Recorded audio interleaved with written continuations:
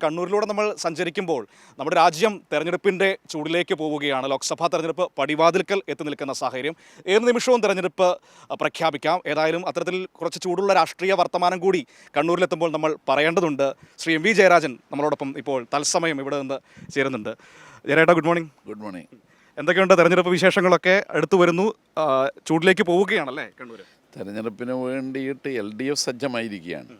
എൻ്റെ ബൂത്ത് തലം വരെ സ്ക്വാഡുകളൊക്കെ രൂപീകരിച്ച് എല്ലാ രീതിയിലും എപ്പോൾ തെരഞ്ഞെടുപ്പ് തീയതി ഇലക്ഷൻ കമ്മീഷൻ പ്രഖ്യാപിച്ചാലും അതിനു വേണ്ടിയുള്ള തയ്യാറെടുപ്പ് നിരവധി തവണ യോഗങ്ങളൊക്കെ ചേർന്ന് നടത്തി കഴിഞ്ഞു. ഇപ്പോൾ കുടുംബയോഗങ്ങൾ നടന്നു വരികയാണ്. പൊതുവെ ഇടതുപക്ഷത്തിന് അനുകൂലമാണ്. അതെന്താണ് ഇത്തവണ ഇവിടെ ഇടതുപക്ഷത്തിൻ്റെ ഒരു പ്രതീക്ഷ എന്താണ്?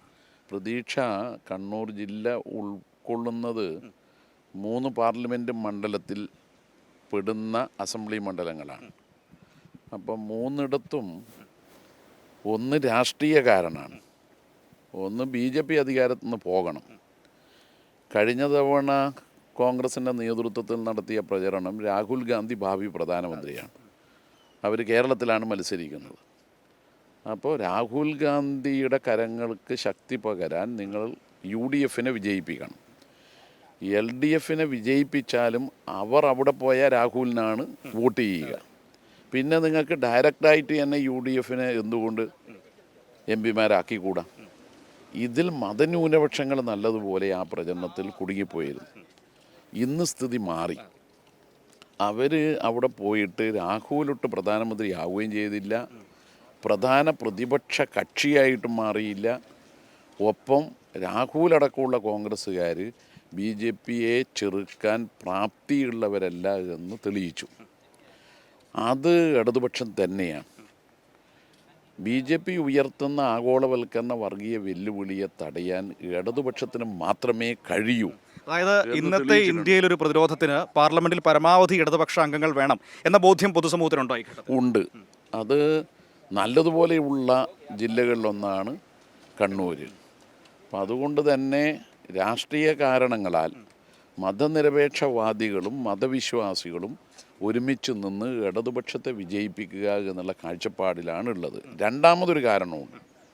കേരളത്തിൽ നിന്ന് ഡൽഹിയിലേക്ക് തിരഞ്ഞെടുക്കപ്പെട്ടു പോയ MP Mar, UDF MP Mar കേരളത്തിൻ്റെ താല്പര്യം ഒന്നും സംരക്ഷിക്കാൻ അവർ നിലകൊണ്ടില്ല.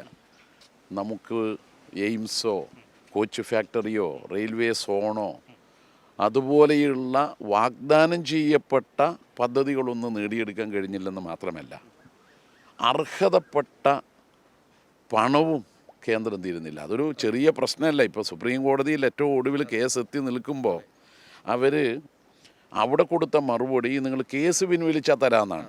അതിൻ്റെ മറ്റൊരർത്ഥം എന്താ? പണം തരാനുണ്ട് എന്ന് അവർ സമ്മതിച്ചു. നമ്മുടെ സുപ്രീം കോടതി പോയത് എന്തിനാ? ഇതിനകം തരാനുള്ള തുകക്ക് വേണ്ടിയാണ്. അവർ സുപ്രീം കോടതി പറയുന്നത് എന്താ? ഭാവിയിൽ നിങ്ങൾക്ക് തരാനുള്ളത് തരണമെങ്കിൽ ഈ കേസ് പിൻവലിക്കണം എന്നാണ്. അപ്പോൾ ഇങ്ങനെ നോക്കുമ്പോൾ നമുക്ക് കിട്ടാനുള്ളത് നേടിയെടുക്കാൻ വേണ്ടി പോലും ഒന്നും ചെയ്യാത്തതാണ് UDF MP മാർ. ഇപ്പോൾ കോൺഗ്രസിൻ്റെ കർണാടകയിലെ സർക്കാരിന് പോലും സമരം ചെയ്യേണ്ടി വന്നു. അവിടെ 62,000 കോടിയാണ് കേന്ദ്രം നൽകാനുള്ളത്. നമുക്ക് 57,400 കോടിയാണ് നൽകാനുള്ളത്. കർണാടകയിലെ ഉപമുഖ്യമന്ത്രി ഡൽഹിയിൽ അവർ നടത്തിയ സമരത്തെ അഭിവാദ്യം ചെയ്തുകൊണ്ട് പ്രസംഗിക്കുമ്പോൾ അദ്ദേഹം പറഞ്ഞൊരു കാര്യമുണ്ട്: കേരളത്തിൻ്റെ സമരത്തിന് ഞങ്ങളുടെ പിന്തുണയുണ്ട്. മല്ലികാർജുൻ ഖാർഗെക്ക് പറയേണ്ടി വന്നു. അപ്പോൾ ഇവിടെ പ്രതിപക്ഷ നേതാവും KPCC പ്രസിഡന്റും സ്വീകരിക്കുന്ന സമീപനം കോൺഗ്രസിൻ്റെ അഖിലേന്ത്യാ നേതൃത്വം എടുത്ത നിലപാടിനെതിരാണ്. മറ്റൊരു പ്രധാനപ്പെട്ട കാര്യം, കണ്ണൂർ പാർലമെൻറ്റ് മണ്ഡലം എടുക്കാം. MP വികസന ഫണ്ടിൽ നിന്ന് ആകെ ചെലവഴിച്ചത് 27%. 17 കോടി രൂപ വികസന പ്രവർത്തനങ്ങൾക്ക് വിനിയോഗിക്കാമെന്നിരിക്കെ 4.59 കോടിയാണ് ചെലവഴിച്ചത്. ഇനിയുള്ള മാസങ്ങളിൽ ചെലവഴിക്കാൻ കഴിയില്ല. ഇലക്ഷൻ്റെ കോഡ് ഓഫ് കോണ്ടക്റ്റ് വരാൻ പോവാണ്. അത് കണ്ണൂർ പാർലമെൻറ്റ് മണ്ഡലത്തിൽ ഇതിനു മുമ്പ് ഉണ്ടായിരുന്ന LDFൻ്റെ പ്രതീതി PK ശ്രീമതി ടീച്ചറുടെ പെർഫോമൻസിനേക്കാൾ 3-1. 26 കോടി രൂപയാണ് അന്ന് ചെലവഴിച്ചത് 5 വർഷം കൊണ്ട്. അത് 901 പദ്ധതികൾ നടപ്പാക്കാൻ വേണ്ടി ടീച്ചർ ഭരണാനുമതി നൽകാൻ ശുപാർശ ചെയ്തപ്പോൾ 899 പൂർത്തിയായി. അപ്പോൾ ഇതുപോലെ ചെയ്യാൻ കഴിയുമെന്ന് ഇടതുപക്ഷ എം പിമാർ തെളിയിക്കുന്നുണ്ട്. പാർലമെൻറ്റിലെ കണ്ണൂർ പാർലമെൻറ്റ് അംഗത്തിൻ്റെ പെർഫോമൻസ് എടുത്ത് നോക്കിയാൽ 51% ഹാജർ. ശ്രീമതി ടീച്ചർ അക്കാലത്ത് 80-85% ഹാജർ. വളരെ കുറവാണ്. ചർച്ചകളിൽ 16 ചർച്ചകളിലാണ് പങ്കെടുത്തത്. അപ്പോൾ 200ഓളം ദിവസം ഹാജരായതിൽ 16 ദിവസമേ അവിടെ നിന്ന് എഴുന്നേറ്റ് നിന്ന് സംസാരിച്ചിട്ടുള്ളൂ. ചോദ്യങ്ങൾ ചോദിക്കുന്നതിലും കുറവാണ്. ടീച്ചർ ചോദിച്ച ചോദ്യങ്ങൾ അക്കാലത്ത് അതിൻ്റെ സ്റ്റാറ്റിസ്റ്റിക്സൊക്കെ പുറത്തു വന്നു. അതിനേക്കാൾ 1/3 ഉള്ളൂ.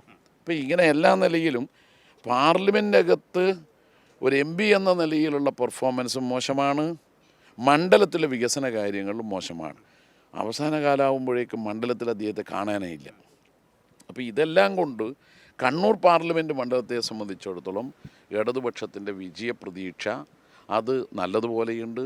കാസർഗോഡും വടകരയിലും യഥാർത്ഥത്തിൽ കഴിഞ്ഞ തെരഞ്ഞെടുപ്പുകളിൽ UDF ജയിക്കാൻ കഴിഞ്ഞ സാഹചര്യമല്ല ഇന്നുള്ളത്. അതുകൊണ്ട് തന്നെ ആ 2 മണ്ഡലവും ജയിക്കാനും കഴിയും. പൊതുവേ ആ 2 മണ്ഡലത്തിൽ നിന്നും തിരഞ്ഞെടുക്കപ്പെട്ടിട്ടുള്ള കോൺഗ്രസിൻ്റെ പ്രതിനിധികൾക്കെതിരായി കോൺഗ്രസിനകത്ത് തന്നെ പടനീക്കങ്ങളും ആരംഭിച്ചിട്ടുണ്ട്.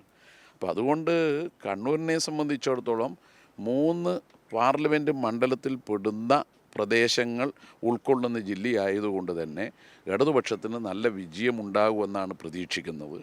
ആ പ്രതീക്ഷയെ ശരിവെക്കുന്ന ഒന്നാണ് ഇന്നലെ ഉണ്ടായ തദ്ദേശ സ്ഥാപന തെരഞ്ഞെടുപ്പിലെ LDF വിജയം.